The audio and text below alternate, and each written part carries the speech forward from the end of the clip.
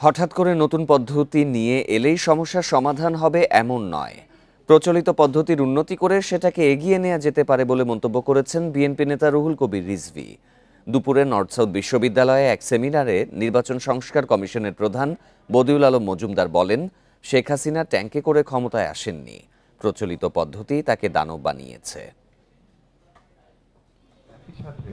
গণতান্ত্রিক ও প্রতিনিধিত্বমূলক নির্বাচন পদ্ধতির সন্ধানে সেমিনারের আয়োজন করা হয় বেসরকারি বিশ্ববিদ্যালয় নর্থ সাউথে।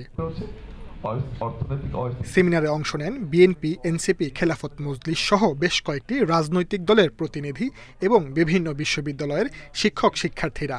আলোচনায় আসে পিআর পদ্ধতি, সংসদে নারী প্রতিনিধিত্ব, ভোটারের বয়স, দ্বিকক্ষ বিশিষ্ট সংসদ সহ সংস্কারের নানা বিষয়।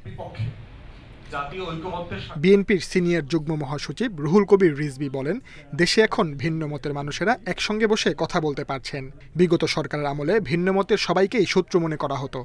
ভিন্ন মতের মানুষ একটা পরিবারের মধ্যেও তো থাকতে পারে, তাকে শত্রুপক্ষ বলে মনে হতো, সেও আমাদেরকে শত্রুপক্ষ বলে মনে করতেন। এটা 15-16 বছর আমরা সেই পরিস্থিতি দেখেছি।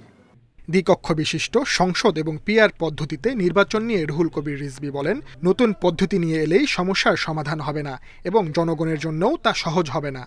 পলিটিক্যাল ফ্যাসিস্ট চলে আসছে সামনে, তো সেখানে আপনি হঠাৎ করে একটা নতুন পদ্ধতি দিলে পরে এটা জনমনে হবে। আমি নিজেও অনেকটা কনফিউজ।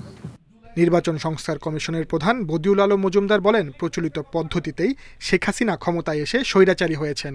আগামীতে যাতে কেউ এমন হতে না পারে তা মাথায় রেখেই সংস্কার করতে হবে। শেখ হাসিনা কেন দানবে পরিণত হইল? কারণ ওই ব্যবস্থাই হলো দানবীয় ব্যবস্থা, যেটা তাকে দানবে পরিণত করেছে। এবং তিনি আরও কিছু কিছু করেছেন, পঞ্চদশ সংশোধনী পাশ, আরও কিছু কিছু নিবর্তনমূলক আইন, যেটা তাকে দানবে পরিণত হওয়ার বা ত্বরান্বিত করেছে।